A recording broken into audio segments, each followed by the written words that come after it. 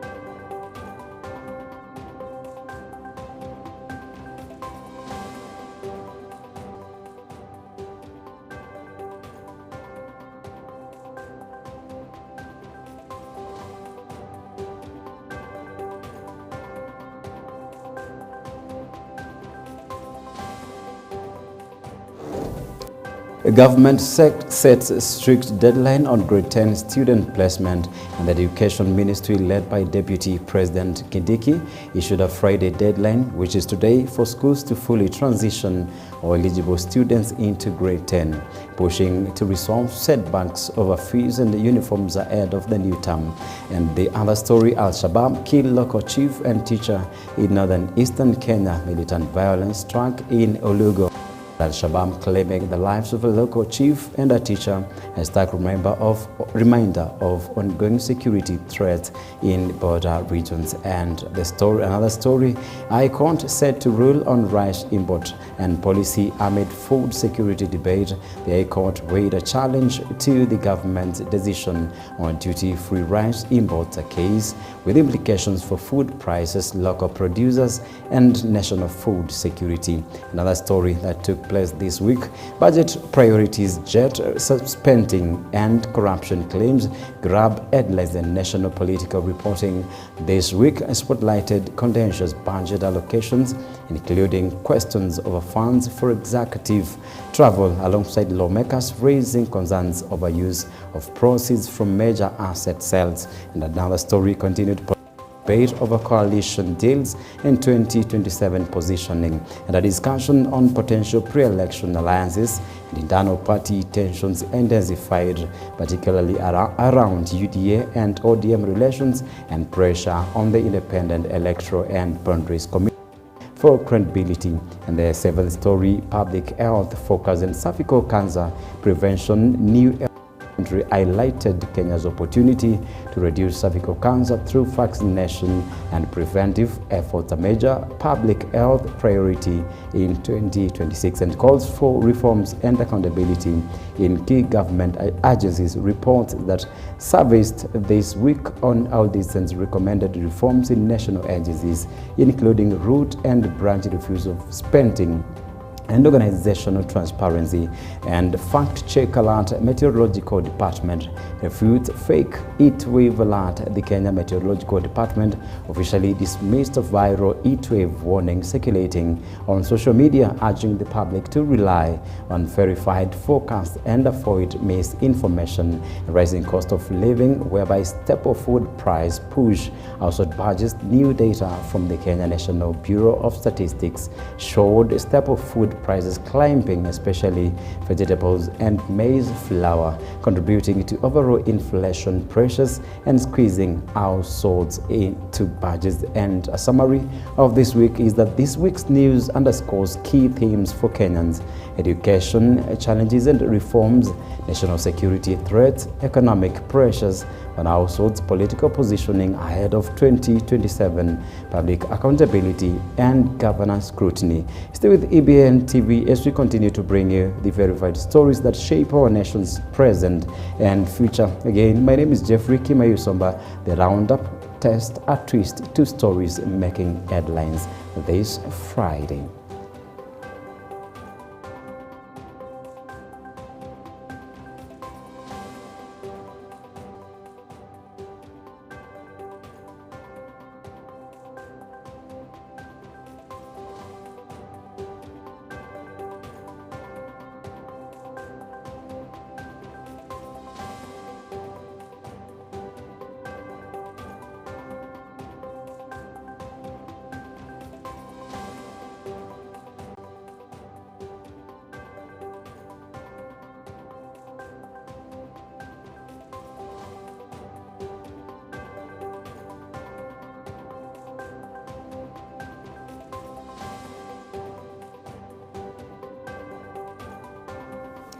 And opposition issues warning to Kanja on abduction, and the opposition has issued action of individuals involved in the attack of former Deputy President Rigathi Gachagua. The government has been 2 weeks to participate Sunday in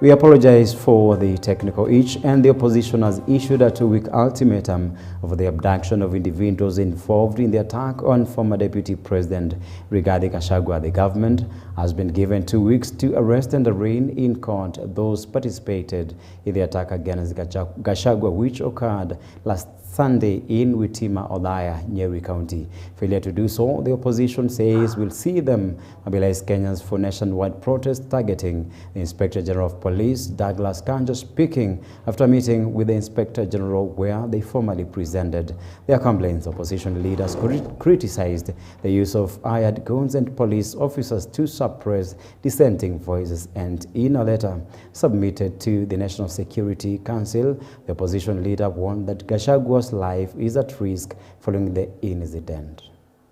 We have told the IG that before we come back on the 16th, those members of that unit need to be arrested and disarmed and taken to court, and he must give that assurance.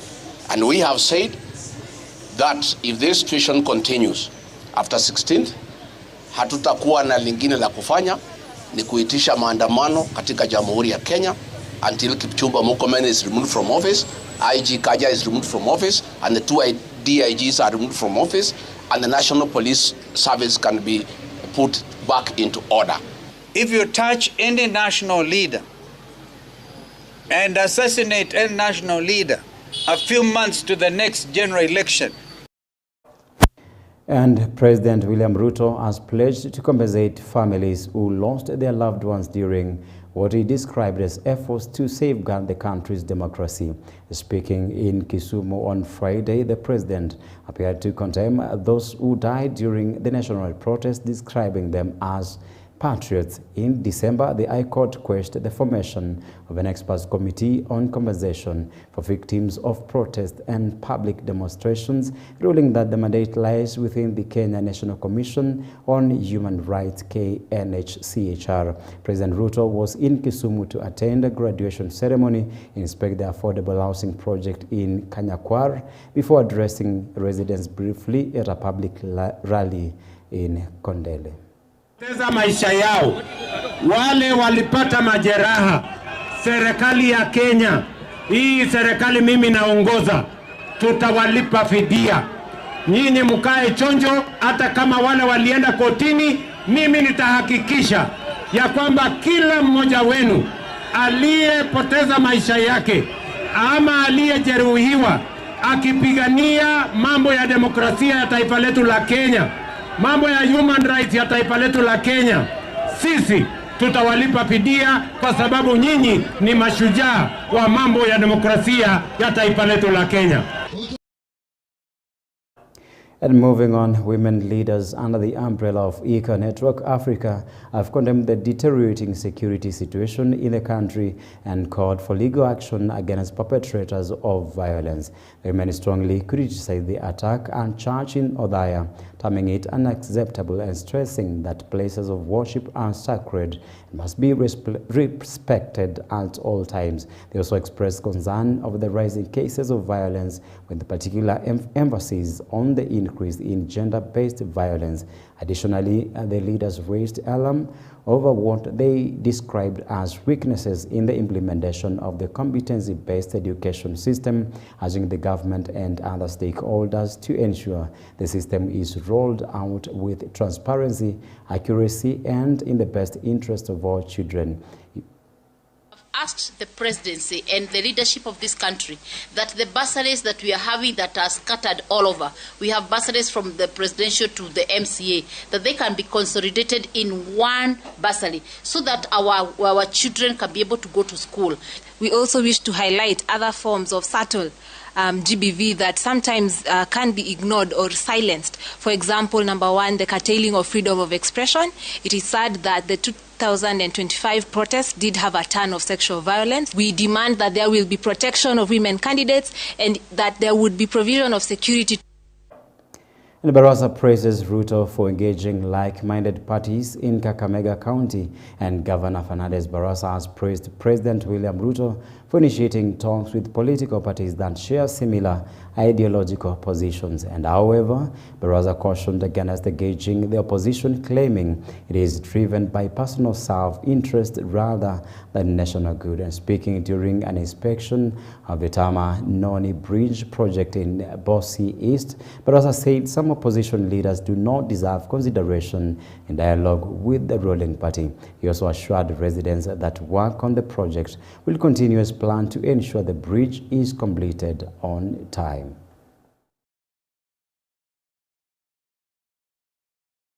Watu ambao tumeambia kinara wetu asiongee nao ni wale ambao ni jamaa wa siasa ya ukabila, siasa ya kugawanyisha wa Kenya, na sisi hatutaki Mheshimiwa Oburu Oginga aongee na wale jamaa wa shares. Hapa Western Region, mimi najua kwamba tukiungana sisi viongozi wote tutahakikisha urais imetoka hapa Zugoi na imekuja hapa.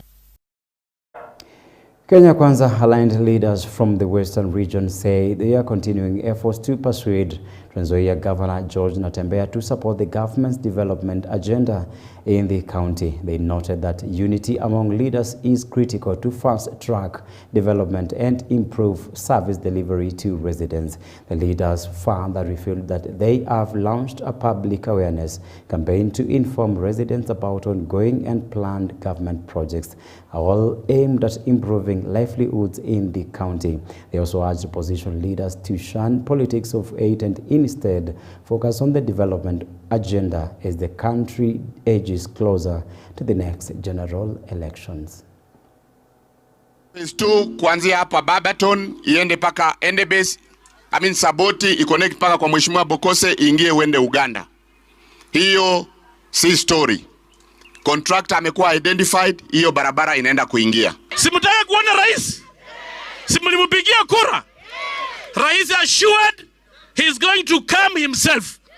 Na kabla hajakuja akasema kuna miradi akikuja kulaunch na zile zinafanya nini? Zinaendelea.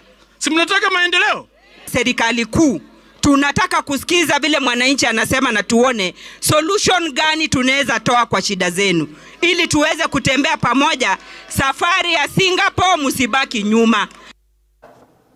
And the Registrar of Political Parties, John Lorion-Okuo, has emphasized the need for structural reforms within political parties, saying the changes will strengthen and improve the foundation of democracy. Speaking in Machakos County during the launch of a new office serving the Lower Eastern region, Lorion-Okuo said politicians have been exploiting legal loopholes to shift party allegiance from one party to another after general elections. He proposed a set of measures that his office believes will address the problem and enhance internal party democracy, including strengthening party discipline, regulating EC party opening, and ensuring accountability of leaders and members to legal principles. The reforms, he added, also aimed at boosting public confidence in political parties and promoting democratic politics in Kenya.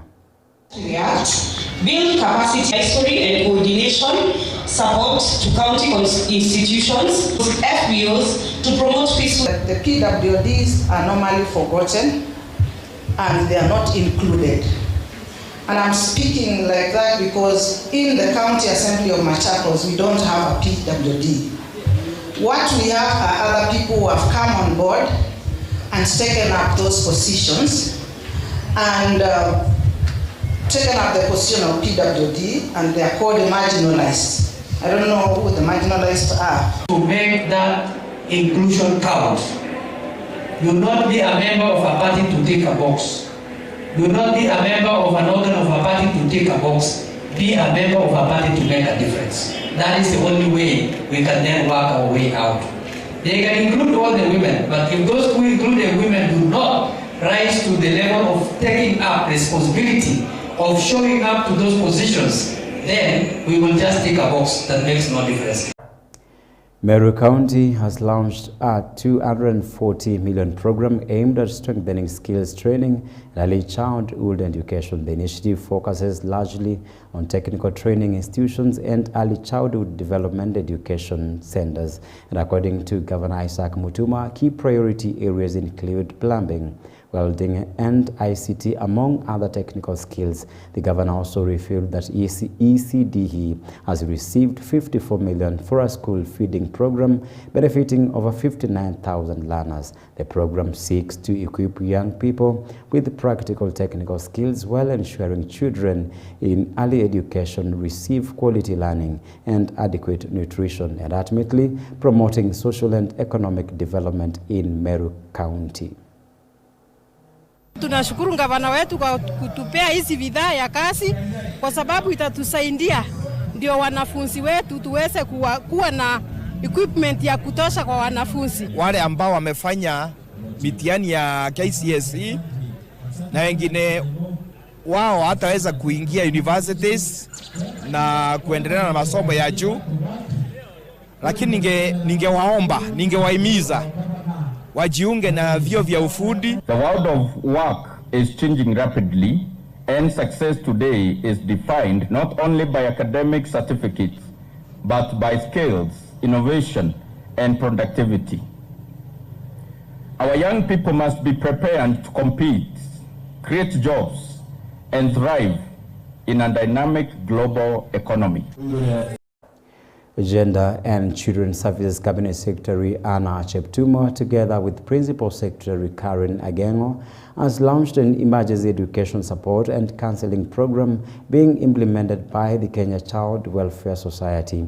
Under the program, all the schools in Nyanto sub-county will be provided with meals, and CS Cheptumo has the community to end all forms of violence against children. The leaders also reaffirmed the government's commitment to protecting children's rights, promoting children's participation in matters affecting them, and ensuring commitment or continuity of learning even during emergencies. The program further aims to provide immediate support to affected schools and learners, ensuring that education is not disrupted by emergency-related challenges. Dignity kits for the boys and girls. We've come here to bring sanitary pads, to bring exercise books, to ensure that no child is at home because of lack of either sanitary pads or because of lack of food. So we are coming here to reinforce the government's directive that every child should go to school. As you are aware, we are told that some of the grade 10 children have not yet reported to school. It is something that we have affirmed today, that every child should be in school, whether you have school fees or not, whether you have uniform or not. Also, we are here to say that as a society, let us also keep the good values. It is not only education. We also must ensure that we do the right thing. You are aware the gender-based violence report was released, and the report that we have is not good. The society is not good, and therefore in every forum that we go, we say kindly stop the GBV. The children are supposed to have their leadership so that they can be able to express their feelings, they can be able to say their needs, they can also participate in the budgeting process. We avoid a situation where they are being suppressed, they are not able. Beginning last year, August, we have been receiving enough food supplies and food ratios that go to our schools. And in retrospect, therefore, we only charge 1,000 shillings per child in day schools per term. So that really cushions our parents against the adversity of life. Nyando contends with flooding or drought, and there is nothing in between. So the government has graciously offered to offer support to this area. Kenya and the United States have reaffirmed their commitment to enhancing peace and security by jointly addressing terrorism threats in the Horn of Africa region. This follows the commissioning of a new airstrip at the Manda Bay military base in Lamu County. The facility is part of ongoing infrastructure upgrades and the naval base in Manda Bay, and is expected to boost operational capacity, improve service delivery, and enhance overall security in the region. To invite who are here and who are witnessing what we are doing today. This is an asset supported by the Americans, working with the Kenyans, and the Americans will not uprate it and take it to another destination. It will continue to be an asset in this country, a piece of infrastructure for security and for supporting the economy. The expansion of the Kenya Navy base Manda runway is a deliberate and forward-looking strategic investment. It will significantly enhance operational reach, airlift capacity, and logistical sustainment for joint and partner military operations. Let me just underscore that we in the United States are very grateful to Kenya for allowing us to be here alongside you and participate in this.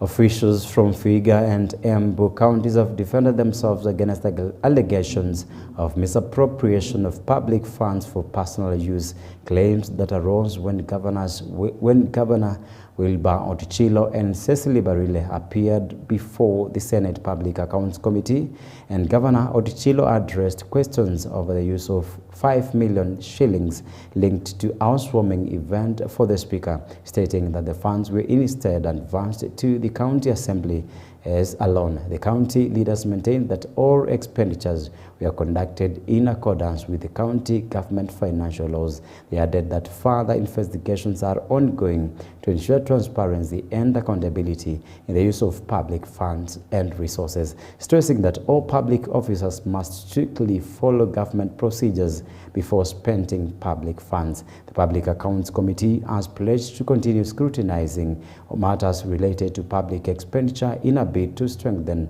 accountability and curb corruption in the counties.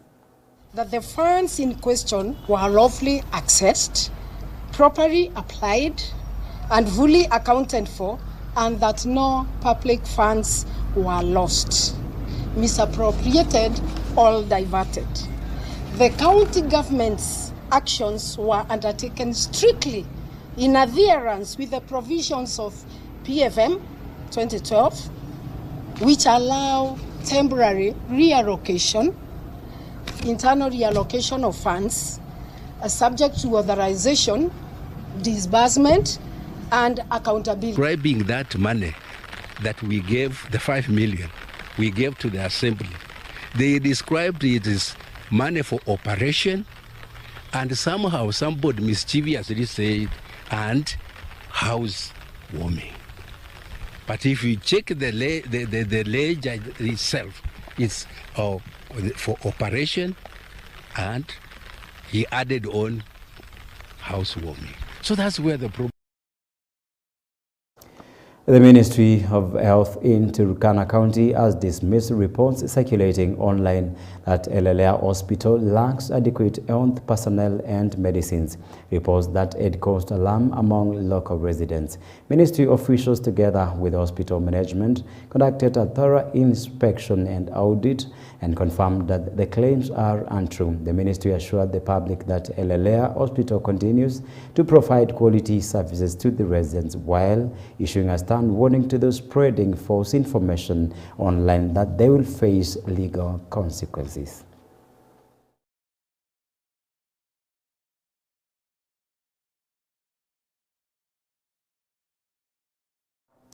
And Mutuse warns school principals over low results despite NGCDF support. And Kitui West Mwingi Mutuse has warned school principals whose institutions continue to record poor academic performance despite receiving full support from the NGCDF funds. And speaking during a distribution of educational aid, the MP expressed concern that some schools benefiting from government funding, including school meals, still register average grades of E, a situation he described as unacceptable.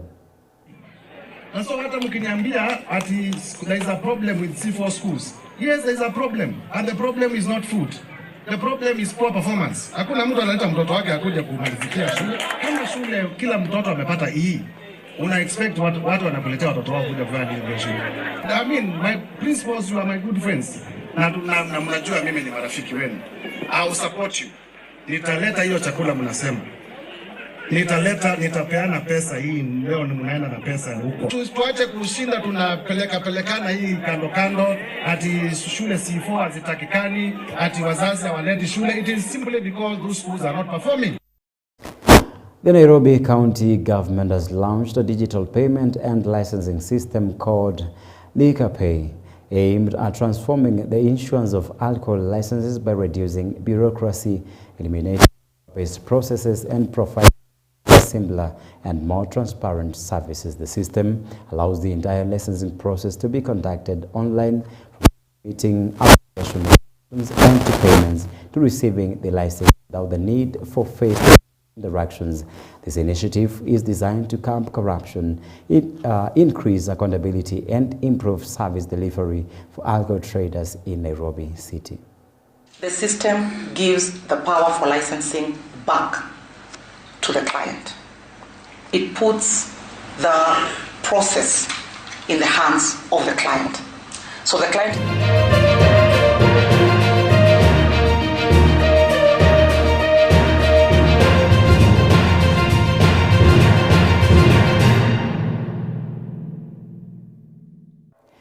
Around to sports. will take on Sofapaka in a league match at Nyayo Stadium tomorrow, Saturday, starting at 6 p.m. Head coach Charles Akenor said preparations have been good and the team is well aware of the challenges ahead. He expressed confidence and emphasized the need for the team to maintain a high tempo throughout the game. Goalkeeper Gad Matthews and midfielder Dwan stated that the squad is in good playing condition and their aim is to secure all the points. So basically kuna pressure na sisi kama team ni kuwin, tunaenda game by game na I think hiyo pressure inafanya pia to win. So team imejiandaa poa na tunaweka focus weekend and tutapata ushindi. We've seen them, but you see, in the previous matches in the past, we've always had issues with teams that are, but then maybe sometimes underrate them, and so our mental toughness should be said that we are ready, we want to deliver, we want to do the right things and then make sure we win the match convincingly. Also, we don't want a situation where we come back from behind and then we win the match. Sometimes it takes too much energy to do that. So we've prepared very well. We've seen them. They are a good side that is organized. We saw them play FC. And so we prepared adequately to be able to make sure we do well. Boys, we have the men to do it, and we will try as much as possible as we can to play very well. First of all, we must be in control of the game. Very, very important. And I don't think they will come and open. Also play like us. Most of the time, they do defend very well. Kenya Breweries has taken up the role of sponsoring the Magical Kenya International Golf Tournament with a sponsorship worth 18 million shillings. The tournament, which will feature about 144 players, will be held from February 19th to 22nd at Karen Country Club in Nairobi. The Magical Kenya Golf Tournament is part of the international golf calendar and is expected to attract players from Kenya and other countries. The event will also help promote sports tourism in Kenya and provide sponsors with an opportunity to showcase their products to sports fans and tourists. The tournament is also expected to feature various competition categories, including national and international contests, as well as entertainment and social events for players and spectators. Our consumers love activity. Sports is one of the areas of interest, and we believe at Kenya Breweries we're able to bring a different flavor. We're able to support the sport. We're able to also engage with the consumers to have a fantastic experience during the event, but absolutely after the event. There's always a celebration for the participation, for the winners, and we go, all of us, and celebrate together. They have to bring the competition to the right standard. So we're giving 12 million shillings cash to KOGL, the Kenya Open Golf Limited. Over and above that, our commitment is...